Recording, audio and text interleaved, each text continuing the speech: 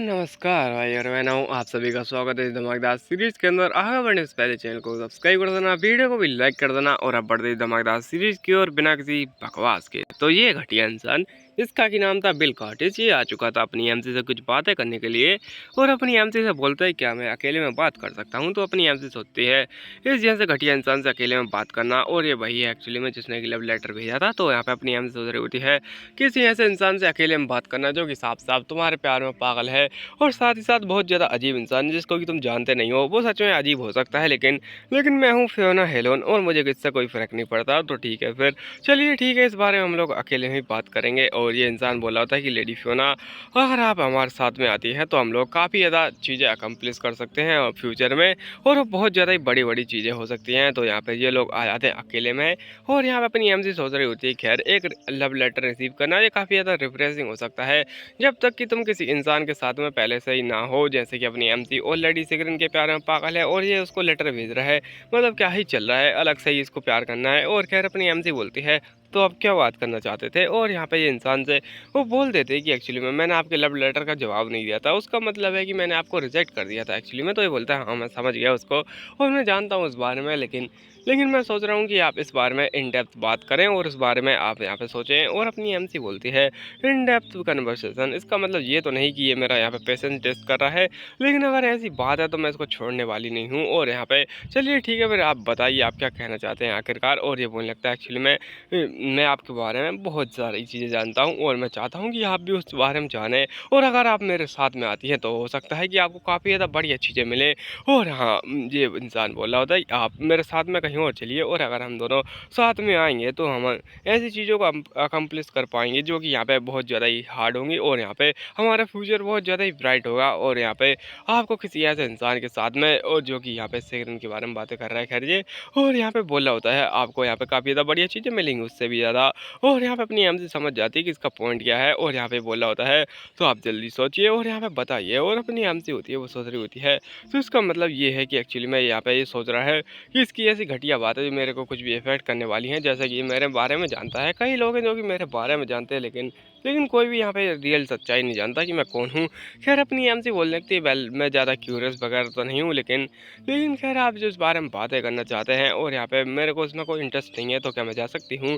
तो ये बोलने लगता है वेल ठीक है फिर मुझे एक लेटर निकालने दीजिए। और यहाँ पे एक लेटर निकालता है और ये बोलता है ये एक्चुअली में इन्विटेशन है और यहाँ पे आप आइएगा अगर आपको ये अच्छा लगे तो। और अपनी एमसी होती है वो लेटर को देख रही होती है और तभी ये इंसान बोलने लगता है आपको यहाँ पे बहुत ज़्यादा ही फ़ायदा हो सकता है किसी ऐसे इंसान के पीछे भागने से जो कि एक रॉयल प्रिंस है और जो भी यहाँ पे मेरे से कम वैल्यू करता है। आप मेरी वैल्यू को जान जाएंगी अगर आप मेरे पास में आएंगी और यहाँ पे मेरे को अपना पार्टनर बनाएंगी। और अपनी एमसी होती है वो इस बात से गुस्सा हो जाती है और बोलने लगती है ओह तो मिस्टर आपको ऐसा लगता है कि आपकी वैल्यू, और यहाँ पे ये बोलने लगता है कि आपने अपना फैसला बदल लिया।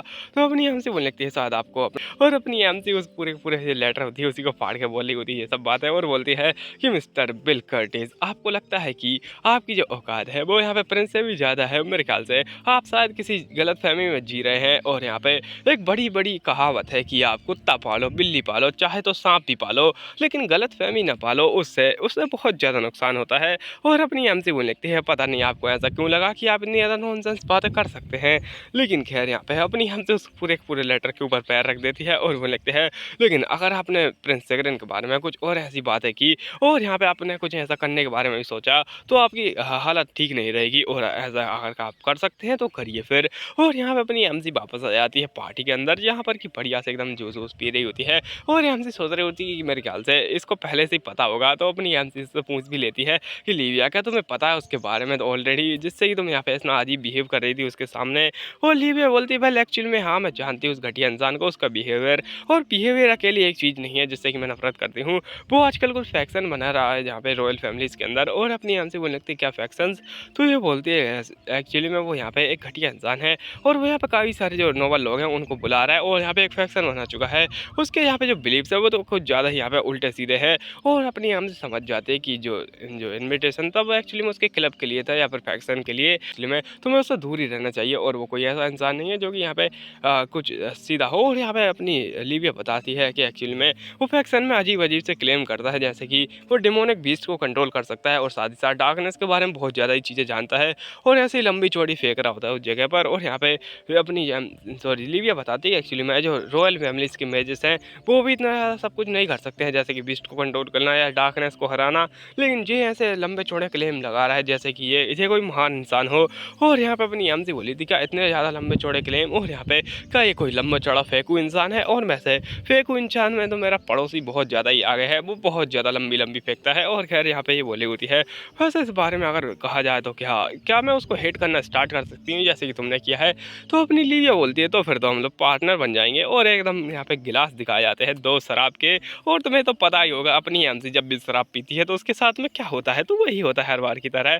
कुछ समय बाद अपनी एमसी टल्ली होकर पड़ी होती है कहीं पर। और यहाँ पे और अपना सिग्नल बोला था तो तुम कहना चाहती हो कि मेरी जो फियोना है वो यहाँ पे टल्ली हो गई क्योंकि वो एक अजीब इंसान से मिली। और यहाँ पे लिविया बोलती है यस ऑफ कोर्स। और अपनी एमसी यहाँ पे बेहोशी हो चुकी होती है और वो बोलने लगते हैं वो घटिया इंसान था एक नंबर का, जिससे कि मिलने के बाद अपनी एमसी यहाँ पे थोड़ी बेहोश हो गई। लेकिन उसमें तुम्हारा भी कुछ रीज़न आता है, तुम्हारे चक्कर में भी वो बेहोश हुई है। और यहाँ पे सिग्नल बताता है कि आखिर हुआ क्या था और मैंने क्या किया, आखिरकार मैं तो इनोसेंट हूँ। और अभी पहले का सीन दिखाया था यहाँ पर कि सिग्नल के पीछे कुछ मक्खियाँ भिनभिना रही थी।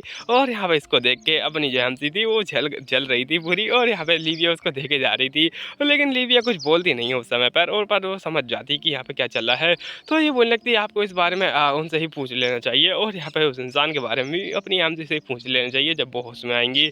और अपनी एमसी होती है अभी तो बेहोश होती है खैर, और ये उसको लेके जा रहा होता है। और बोलने लगता है क्या ही अजीब हो रहा था ये लिविया, और आशा करता हूँ कि दोबारा उसके साथ में अपनी एमसी ना जाए, वरना फिर मेरे को यहाँ पे कुछ ना कुछ करना पड़ेगा। लेकिन मैं कुछ कर ही नहीं सकता हूँ उसका, और मैं क्या ही कर सकता हूँ। लेकिन तभी आवाज़ आती है क्या तुम मेरे ऊपर चीट कर रहे हो। और ये लोग शौक हो जाते हैं थोड़े। और अपनी एमसी होती है वो क्या बोलते हैं दारू पी चुकी होती है, तो वो थोड़ी यहाँ पे बहकी बहकी बातें कर रही होती है। और वो लिखती चलो सिगरेट हम लोग शादी वगैरह करते हैं, और यहाँ पे चलो चलो जल्दी करो। और अपना सिगरेट बोला तो कमॉन इसे क्या हो गया है आखिरकार यहाँ पे शराब पीने के बाद में।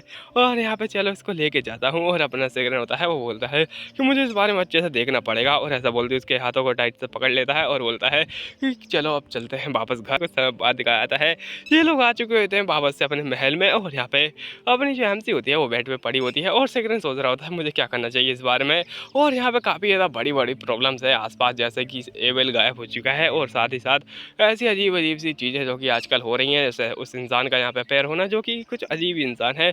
और यहाँ पे साथ ही साथ अपनी जो एमसी है वो यहाँ पे कभी बता ही नहीं सिगरेट को कि वो यहाँ पे जाने वाली है। और सिगरेट जब इस महल में आया मतलब अपनी एमसी के घर, तब उसको पता चला कि अपनी एमसी निकलने के बारे में सोच रही थी। और उसके सर्वेंट से बोलता है आखिर तुमने मेरे को बताया क्यों नहीं, और तुम लोग कैसे सोच सकते हो कि जो फियोना है वो अकेली चली जाएगी और यहाँ पे सब कुछ निपटा डालेगी।